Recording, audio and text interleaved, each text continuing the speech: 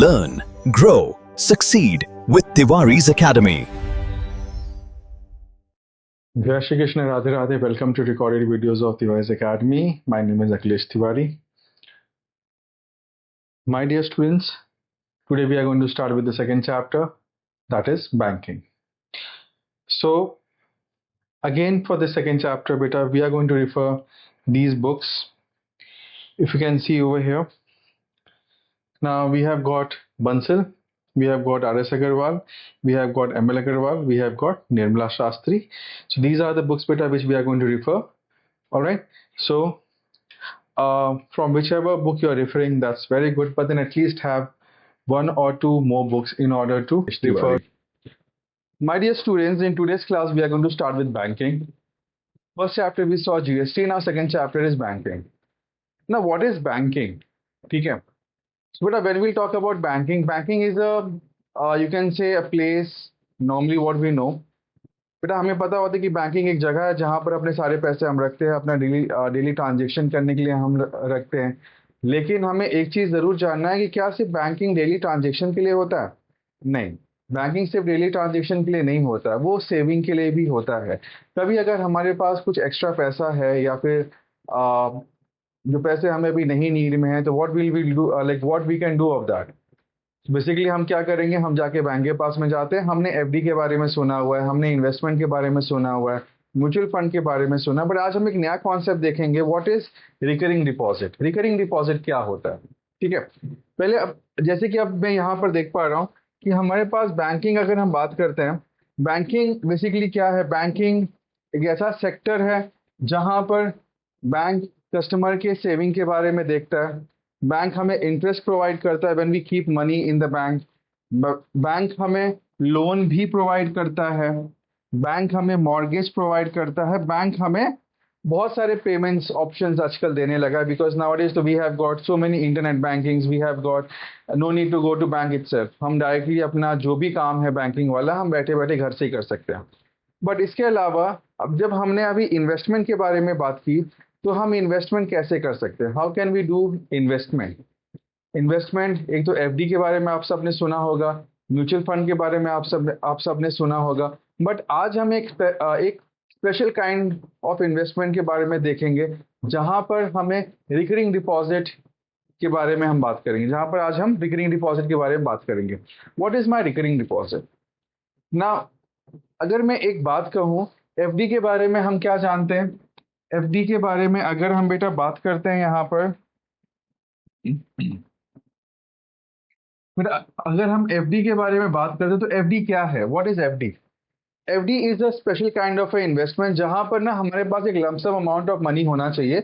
हम जाके बैंक को वो पैसा देते हैं एक सर्टेन टेन्योर के लिए, और बैंक वो पैसा अपने पास सिक्योरली रखता है और हमें एक certain rate of interest provide करता है. ठीक है, ये तो हो गया. बट जैसे कि फॉर एग्जांपल हमारे पास एक लमसम मनी होना चाहिए, we should have let's say 5 lakh और 10 लाख रुपीस, तब जाके हम एफडी कर पाएंगे. बट व्हाट इफ, जैसे कि अब अगर मैं एक मेरा एग्जांपल बताऊं आप सबको, मुझे 6 महीने के बाद मेरे बच्चे का फीस भरना है, या फिर मुझे मेरे दोनों बच्चों का फीस भरना है, तो मैं क्या करूंगा? अब एक साथ पूरा पैसा लाना थोड़ा सा डिफिकल्ट टास्क है कि नहीं है? तो हम क्या करेंगे वहां पर? तो जैसे पहले के ज़माने में एक गुल्लर होता था, अगर तुम्हें पता होगा, गुल्लर वाला काम क्या था कि हम हर दिन 100 रुपया या फिर 50 रुपया या फिर 20 रुपया हम रोज़ डालते जाते थे महीने भर. एक महीना हमने पैसा डाला, सपोज अगर हमने 100 रुपया गुल्लर में डाला, तो हमें एक महीने के बाद कितना पैसा मिलेगा? हम मल्टीप्लाई कर देंगे 100 को 30 से, हमें कितना मिल गया? 3000 रुपया. अब एक साथ अगर कोई तुमसे 3000 रुपया मांगे तो शायद तुम ना दे पाओ, लेकिन हम क्या कर रहे हैं यहाँ पर? हम रोज 100 रुपया डालते जा रहे हैं, और एक महीने के बाद हमें 3000 रुपया इकट्ठा मिल गया, और वो हमें कहीं ना कहीं कुछ ना कुछ काम आ जाएगा.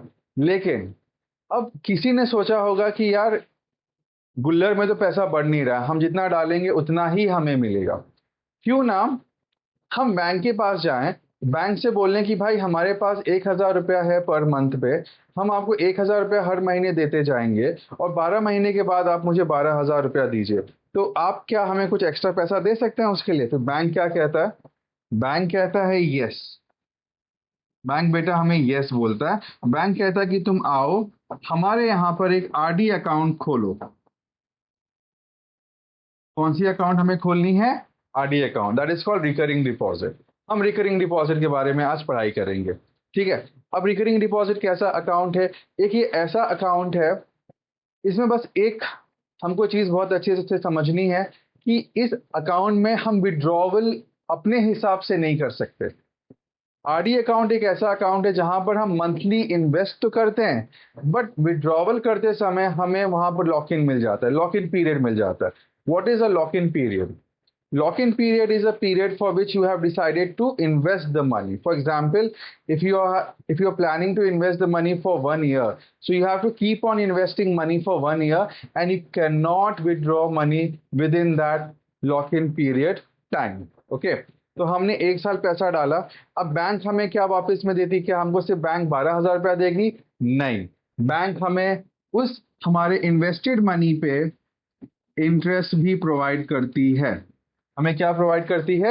इंटरेस्ट प्रोवाइड करती है। तो आज हम बच्चों आरडी अकाउंट के बारे में पढ़ेंगे। आरडी अकाउंट हम कैसे उसको यूज कर सकते हैं, और क्या प्रिंसिपल है, क्या इंटरेस्ट है, और क्या मैच्योरिटी वैल्यू है। मैच्योरिटी वैल्यू क्या होता है, वो हम सब चीज आज के वीडियो में हम डिस्कस करेंगे, ठीक है। Let's go on the next part. Okay, now since you can see here, just now I told you important concept of banking. Banking is a sector जहां पर बेटा हम बहुत सारी चीजें कर सकते हैं। हम सेविंग अकाउंट खोल सकते हैं, एफडी खोल सकते हैं, हम मॉर्गेज ले सकते हैं, लोन ले सकते हैं। And yes, banking is having a very beautiful concept of helping people. हमको बैंकिंग से काफी ज्यादा हेल्प मिलती है। हम वो एक चीज हम देख सकते हैं। और यहाँ पर हम जब बेटा टाइप्स ऑफ अकाउंट्स के बारे में बात करते हैं, तो एचडी है हमारे पास। Okay, HD in the sense, sorry my bad, यहाँ पर सेविंग अकाउंट है। ऐसे है सेविंग अकाउंट जहाँ पर हम डेली ट्रांजेक्शन्स के लिए अपना पैसा रोज हम डालते हैं। लाइक फॉर एग्जांपल मेरे बैंक में, लेट्स से मैंने बैंक में अपने 20,000 रुपया रखा हुआ है डेली ट्रांजेक्शन के लिए। मुझे कभी 100 रुपया, कभी 500, कभी 1000 कोई बिल भरना है, वो डेली ट्रांजेक्शन के लिए हम बैंकिंग का सेविंग अकाउंट यूज करते हैं। दूसरा, हमने अभी जस्ट बात किया एफडी के बारे में। एफडी क्या है बेटा? ये मेरा फिक्स डिपॉजिट है। फिक्स डिपॉजिट में हम क्या करते हैं, हमारे पास जब एक लमसम अमाउंट होता है, हम बैंक में जाके उसको हम फिक्स कर देते हैं, फिक्स डिपॉजिट कर देते हैं। आप सभी ने देखा होगा कि पहले हमारे डैड, हमारे grandfathers, now they all did FDs because there were no mutual funds at that time. Now mutual fund has come a lot. Now we have got many other ways of investment, but earlier there was only FD. So FD में क्या था? But the rate of interest was very good when we were talking about FDs. FD used to provide us 9% and 10% of rate of interest. Imagine, ठीक है? Now, in today's class, kids, we are going to talk about RD, that is my recurring deposit, and then how do we find the maturity value of recurring deposit? हम इसका बेटा maturity value कैसे find करेंगे, ठीक है? Maturity value हम इसका कैसे find करेंगे, and that we are going to see in this today's video. All right, चलो. Now, okay. Now, if you look at this part, हमें यहाँ पर क्या दिखाई दे रहा है? देख बेटा, अभी हम जब इंपॉर्टेंट कॉन्सेप्ट के बारे में बात करते हैं, तो रिकरिंग डिपॉजिट एक्चुअली होता क्या है? What is my recurring deposit? ठीक है, what is my recurring deposit? Recurring deposit ना बेटा एक ऐसा अकाउंट है जहां पर डिपॉजिटर हर मंथ एक फिक्स अमाउंट डिपॉजिट करता है for an number of months. अभी मैंने क्या कहा तुम लोगों को कि हम क्या करते हैं? So what we are doing is we are depositing money for an number of months. So that is called my lock in period और टेन्योर वी कैन से। उसके बाद हम जब एन नंबर ऑफ मंथ्स के लिए हमने पैसा invest कर दिया, वो क्या हो जाता है? वो मेरा सम ड्यू हो जाता है। Let's say that sum due. Sum due क्या है? मेरा प्रिंसिपल है इनटू नंबर ऑफ मंथ्स। अब सपोज फॉर एग्जांपल अगर मैंने 1,000 रुपीज एवरी मंथ डिपॉजिट किया फॉर 12 मंथ, मुझे फिर मेरा जो सम ड्यू बनेगा वो कितना बन जाएगा? वो 12,000 रुपीज मेरा सम ड्यू बन जाएगा, ठीक है। अब बैंक क्या करेगी? बैंक हमें इंटरेस्ट प्रोवाइड करेगी इस 12,000 रुपए पे। अब दोनों मिला के जो हमने पैसा डिपॉजिट किया प्लस जो हमें बैंक इंटरेस्ट दे रही है, उस दोनों को मिला के हमें क्या मिल जाएगा, हमें यहाँ पर मैच्योरिटी वैल्यू मिल जाएगा. So maturity value is basically what is my maturity value? It is sum due plus interest. And what is my sum due? It is the amount of money which I have deposited in. It is the amount of money which I have deposited throughout my tenure. And what is my interest? Interest is the amount which is being paid by the bank during that tenure. Okay. Now, again, yes, banking is also for safeguarding. Banking is basically for the business purpose also as well. मतलब तुम बेटा कह सकते हो कि banking जो है वो बिजनेस के लिए भी काफ़ी यूजफुल है और वो हमारा सेफ गार्ड करता है पैसा. Basically my bank is responsible for keeping our money safe, you can say that. ठीक है, ये हमारे पास बेटा एक चीज यहाँ पर आ जाती है. Now after this, now we are going to look at the formula. Students, hope you all have understood whatever we have done till now. Students, we are coming back to formula. Now we are coming to formula. Now can you see over here the formula of interest? How do we find interest for recurring deposit?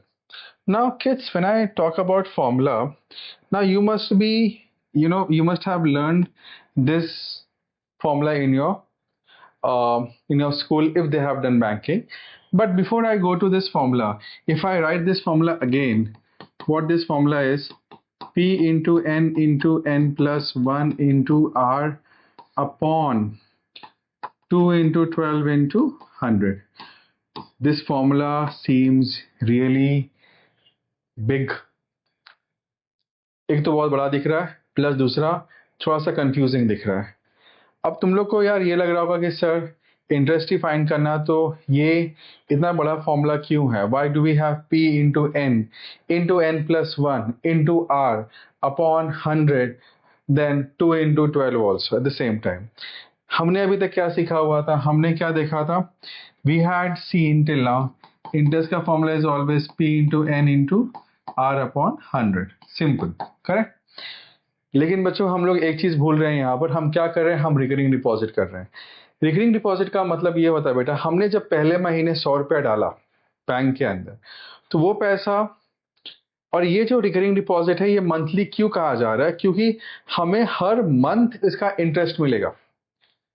आप लोग समझिए, हमें हर month इसका interest मिलेगा. तो suppose अगर मैंने पहले महीने 100 रुपया डाला, तो दूसरे महीने भी मैं 100 रुपया डालूंगा, तो बैंक को पहले महीने का 100 रुपया प्लस उसके ऊपर का थोड़ा सा इंटरेस्ट ऐड करके मुझे दूसरे महीने पे जो जाएगा 100 रुपया डालूंगा, तो मेरा जो अमाउंट बनेगा सेकेंड मंथ का, वो फर्स्ट ईयर का 100 रुपया प्लस जो भी 1-2 रुपया उसमें इंटरेस्ट बैंक ने ऐड किया होगा वो एड अप हो जाएगा.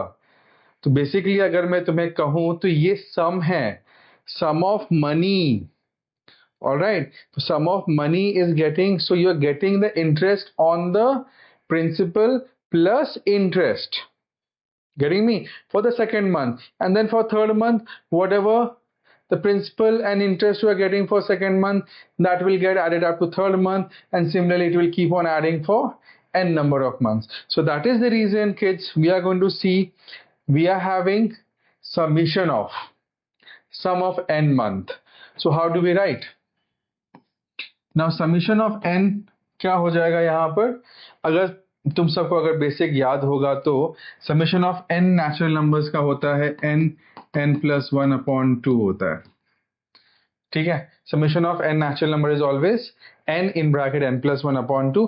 अगर बेटा हम आगे चल के AP चैप्टर एक है जहां पर हमें सम ऑफ nth टर्म फाइंड करना होगा, तो वहां पर अगर हम लोग सम ऑफ nth नेचुरल नंबर का फाइंड करेंगे तो हमको ये सेम इक्वेशन मिलेगा. ठीक है, तो फिलहाल यहाँ पर नंबर ऑफ मंथ्स कितना हो गया? यहाँ पर हमारे पास n का जो फॉर्मूला होगा वो क्या होगा? n in bracket n plus 1 upon 2. तो अभी जो हमने ये फॉर्मूला यहाँ पर देखा हुआ है, p in bracket p into n into r upon 100, तो मैं क्या करूंगा यहाँ पर मैं p मेरा एज इट इज रहेगा. ठीक है, n के बदले में क्या लिखने वाला हूं? ये पूरा. सो n in bracket n plus 1 upon 2 into rate of interest कितना है? R%, R upon 100. लेकिन अब तुम्हें यहाँ पर एक कंफ्यूजन होगा कि सर यहाँ पर 12 भी तो है. करेक्ट, 12 है. क्यों? हमें बेटा एक चीज और समझना है कि हमें सम्स में जो रेट ऑफ इंटरेस्ट दिया जाता है वो हमेशा पर एनम दिया जाता है, ठीक है। और यहाँ पर जो इंटरेस्ट चार्ज हो रहा है वो क्या चार्ज हो रहा है, वो पर मंथ चार्ज हो रहा है। तो मैं क्या कर दूंगा, रेट ऑफ इंटरेस्ट को मैं डिवाइड बाय 12 कर दूंगा, because I want to find the rate of interest per month. All right. Suppose if in case I'm charging you, or bank is giving me 12% per annum. So what will be the rate of interest per month? It will be 1% per month, because my 12 will get divided by 12. So basically I will get the rate of interest for 1 month is 1. Basically 12 upon 12. And that is the reason why we are also multiplying by 1 upon 12. So when I write this whole thing together, what formula I'm getting over here? I'm getting the same formula which I wrote over here. This P into N plus 1 into R upon 2 into 12 into 100. I can, write it once again. हमें क्या मिल जाएगा यहाँ पर?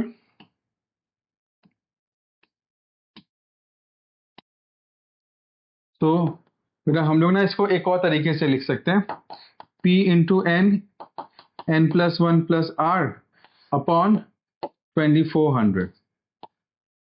ये भी एक तरीका है इंटरेस्ट को लिखने का, ठीक है बेटा। मैं उम्मीद करता हूं कि आप सबको ये जो फॉर्मूला क्रिएशन है, कैसे ये मुझे इंटरेस्ट का फॉर्मूला मिला, वो चीज़ आप सबको समझ में आई होगी, ठीक है। उसके बाद बेटा फिर हमें क्या फाइंड करना है, मैच्योरिटी वैल्यू फाइंड करना है। मैच्योरिटी वैल्यू क्या होता है, आई थिंक मैंने अभी कुछ समय पहले मैंने डिस्कस किया था इसके बारे में।